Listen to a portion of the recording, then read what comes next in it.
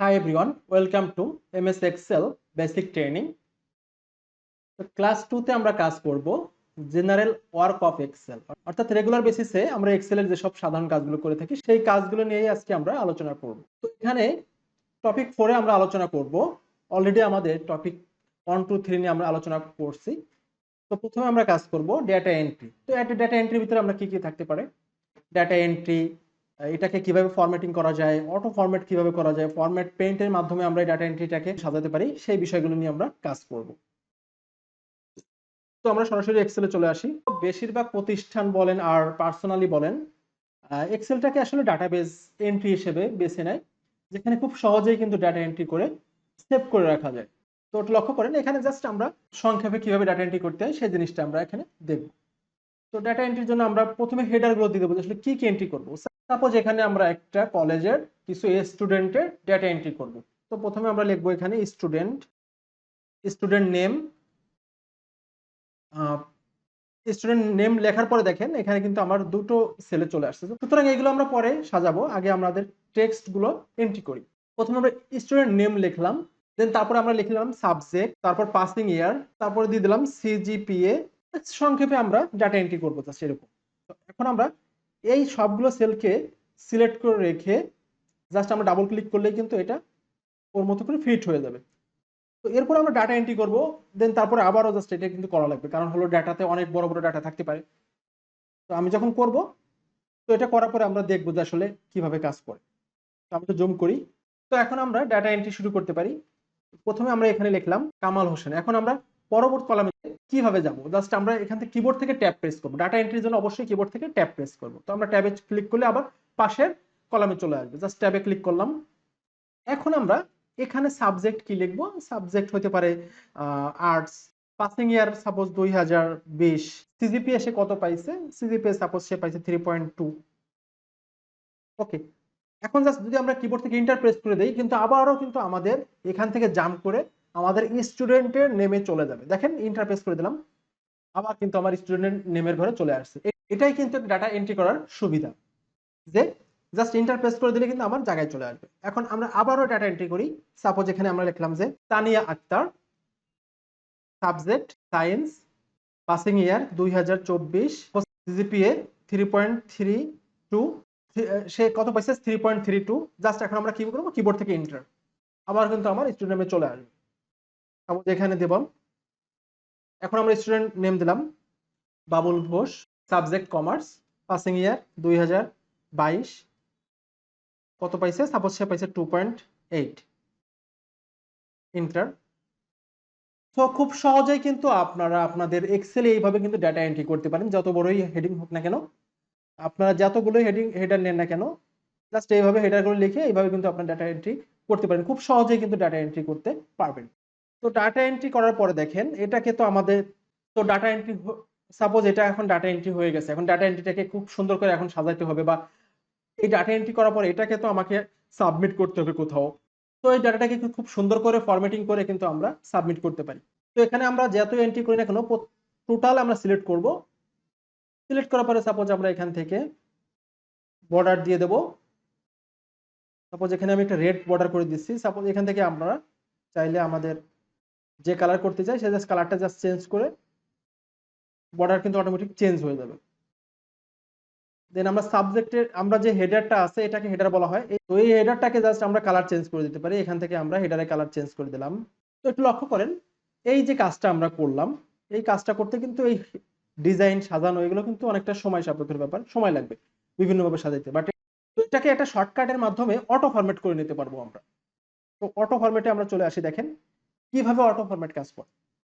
তো লক্ষ্য করেন এখানে আমরা সাপোজ এই ডাটাটাকে আমরা একটা অটো ফরম্যাটে সাজাবো।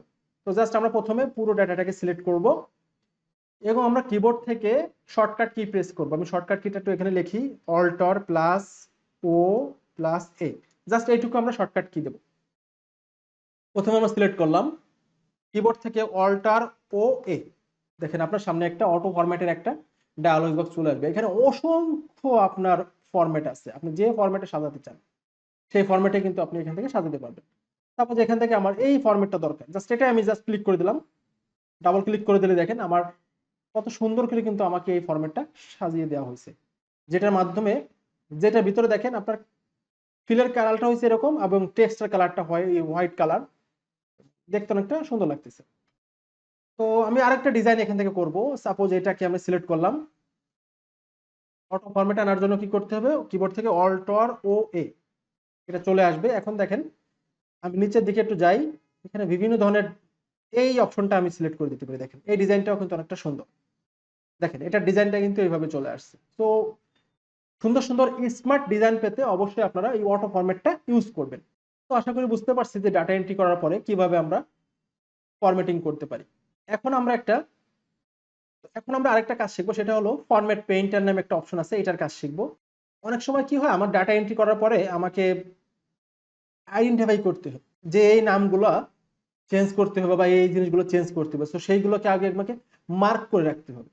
তো মার্ক করে রাখার পরে ওই জিনিসগুলো আমরা চেঞ্জ করব। তো কিভাবে করতে পারি একটু দেখেন। সাপোজ আমি চাচ্ছি যে এখান থেকে এ পর্যন্ত এই ডাটাটাকে সিলেক্ট করে যে এইটাকে মার্ক করে রাখবো। তো এটাকে আমি একটা কালার করে দিলাম, সাপোজ কি কালার, আর হাইলাইট করে দিলাম, সাপোজ এটাকে আমি ইয়েলো মার্ক করে দিলাম।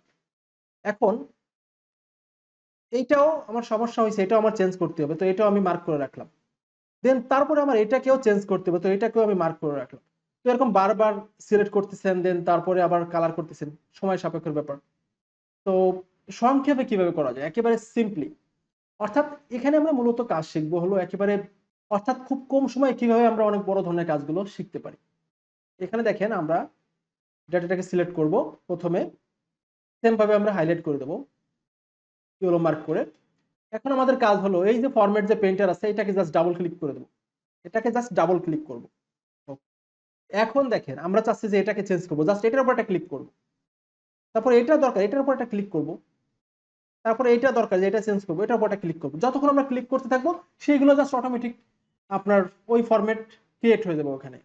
এটাকে আমরা কিভাবে এখন চেঞ্জ করতে পারি, জাস্ট এখানে আমরা কিবোর্ড থেকে এসকেপ করে দিতে পারি, অর্থাৎ ইএসসি নামের যে কিবোর্ডের একটা অপশন আছে বাম সাইডে উপর দিকে, ওটাই আমরা প্রেস করে দিলে আমাদের ফরম্যাট পেইন্টারের অপশনটা চলে যাবে। এখন আর আমার ক্লিক করলে কিন্তু আর হবে না। তো আশা করি বুঝতে পারছেন ফরম্যাট পেইন্টারটা আসলে কিভাবে কাজ করে। তো এখন আমরা শিখবো কিভাবে আমরা একটা ফরম্যাট তৈরি করতে পারি। আমরা ডাটা এন্ট্রি কাজ শিখছি, দেন অটো ফরম্যাটের কাজ করতে পারি। এখন আমরা ফরম্যাট কিভাবে তৈরি করতে পারি। এখানে একটা ইনভয়েস ফরম্যাট তৈরি করা হয়েছে। এখানে কি হয়েছে দেখেন, এখানে ফুড দেওয়া হয়েছে, ফুড, তারপর স্ন্যাক্স। এখানে ফুডের ভিতরে কি কি আছে, বিস্কুট, কেক, সুইটস, এই জিনিসগুলোর কোয়ান্টিটি দেওয়া আছে, তারপর রেট দেওয়া আছে, তারপরে টোটাল টাকা কত হবে এটা এগুলো দেওয়া আছে। তো এই যে জিনিস একটা ফরম্যাট একটা করা হয়েছে, এখানে একটা সিগনেচার থাকবে, অর্থাৎ এটাকে যখন প্রিন্ট দেওয়া হবে তখন এখানে একটা সিগনেচার করবে। এই সিম্পলি একটা ফরম্যাট। তো এখন আমরা একটা ফরম্যাট তৈরি করা শিখবো। ওকে, তো প্রথমে আমরা যেটা করব, একটা ব্ল্যাঙ্ক একটা শীট নেব। আপনি আপনার মতো করে দেবেন, আপনার প্রতিষ্ঠান বা আপনি যেভাবে চাচ্ছেন সেভাবে আপনার ফরম্যাট তৈরি করতে পারবেন। জাস্ট কিভাবে তৈরি করতে হয় সেই জিনিসটা আমি দেখাচ্ছি। ক্যাটাগরি বানানটা ঠিক আছে কিনা জাস্ট আমরা এটাকে সিলেক্ট করে এখান থেকে দেখেন কুইক অ্যাক্সেস টুলবার সম্পর্কে একটু জানি, যেটা হলো এখানে আমরা জাস্ট এখানে যদি আমরা ক্লিক করে দিই, এখান থেকে যে এবিসি নামে যে অপশনটা আছে স্পেলিংটাই জাস্ট আমরা ক্লিক করে দেবো। ক্লিক করে দিলে আমরা এখান থেকে জাস্ট ক্লিক করলে এবিসি তে আমাদের স্পেলিংটা ঠিক আছে কিনা জাস্ট এটা আমরা কিন্তু দেখা যাচ্ছে, যেটা আমরা ওয়ার্ডে কিন্তু অটোমেটিক্যালি রেড মার্ক হয়ে যেত, এক্সেলের ক্ষেত্রে কিন্তু আপনার রেড মার্ক হয় না। সেই ক্ষেত্রে কিন্তু অবশ্যই জাস্ট সিলেক্ট করে স্পেলিং এ ক্লিক করলে স্পেলিং ঠিক আছে কিনা জাস্ট সেটা দেখাই দেবে। এখন দিলাম যে কোয়ান্টিটি কত, টোটাল কতগুলো নেবে, কোয়ান্টিটি দিলাম, টাকা দিলাম, একটা কমেন্টস অথবা একটা রিমার্কস দিয়ে দিলাম। যাই হোক, এখন দেখেন আমাদের সাপোজ আইটেম আছে হলো এখানে কি কি ছিল, বিস্কিট, বিস্কিট, সুইট, আমাদের দুটোই ধরলাম। স্ন্যাক্স হিসেবে থাকতেছে suppose chop, sandwich, pizza, etcetera. যাই হোক, তো বিস্কুট আর সুইট এটা দিলাম আমরা হলো, তো এটাকে আমরা করতে পারি, এটা হলো বেকারি আইটেম। তো এটা বেকারি আইটেম আর এটা হলো স্ন্যাক্স আইটেম, সাপোজ এটাকে। তো এখন এই দুইটাকে আমরা এই দুটো সেলকে জাস্ট সিলেক্ট করে এটাকে আমরা মার্জ করে দিলাম, এবং এটাকে আমরা লিখতে পারি হলো কি, এটা হলো আপনার বেকারি আইটেম, ক্যাটাগরি এটা হলো বেকারি। আবার এই তিনটাকে আমি সিলেক্ট করে এটাকে যদি মার্জ করে দিয়ে এটাকে বলতে পারি এটা হলো কি, স্ন্যাক্স আইটেম। ওকে, এখন আমরা যেটা করতে পারি এই দুটোকে মিডলে নিয়ে আসি, অথবা আপনি চাইলে এই টেক্সট দুটোকে টেক্সট চেঞ্জ করে দিতে পারেন, এইভাবে চেঞ্জ করে দিতে পারেন, এবং এটাকে একটু বড় করে দিতে পারি আমরা। তো এইভাবে দিলেও দেখতে অনেকটা ভালো লাগে। মিডলে দিয়ে আসি। এরপরে আমরা কি করতে পারি এখানে, এখন আমরা পুরো একটা হেডার দেবো। তো হেডারের জন্য আমরা এখান থেকে এ পর্যন্ত পুরো ডাটাটাকে সিলেক্ট করব এবং এখান থেকে আমরা মার্জ অ্যান্ড সেন্টারে ক্লিক করে দেবো। এখান থেকে এখন আমরা লিখতে পারি যে এটা এবিসি এবিসি হোটেল, সাপোজ একটা হোটেলের নাম দিয়ে দিলাম। এখন আমরা এই ডাটাকে পুরোটাকে সিলেক্ট করে দিলাম, এখান থেকে আমরা বর্ডারে ক্লিক করে দিলাম। এখন নিচের দিকে আমরা আরেকটা অপশন রাখবো, সেটা হলো টোটাল। এখানে আমরা করে দিই এই দুটো মার্জ করে দেই, এই দুটো সেল মার্জ করে এখানে আমরা লিখে দেই টোটাল। এটাকেও আমরা বর্ডার করে দিই, ফুল বর্ডার হয়ে যাবে যেহেতু। ওকে, এখানে আমরা এখন আমরা যেটা করতে পারি যে এটাকে একটা কালার চেঞ্জ করে দিতে পারি। এখান থেকে আমরা কালার চেঞ্জ করে দিলাম, নিচের এটাকেও আমরা একটা কালার চেঞ্জ করে দিই। দেখেন অনেকটা কিন্তু আমার ফরম্যাট আকারে চলে আসছে।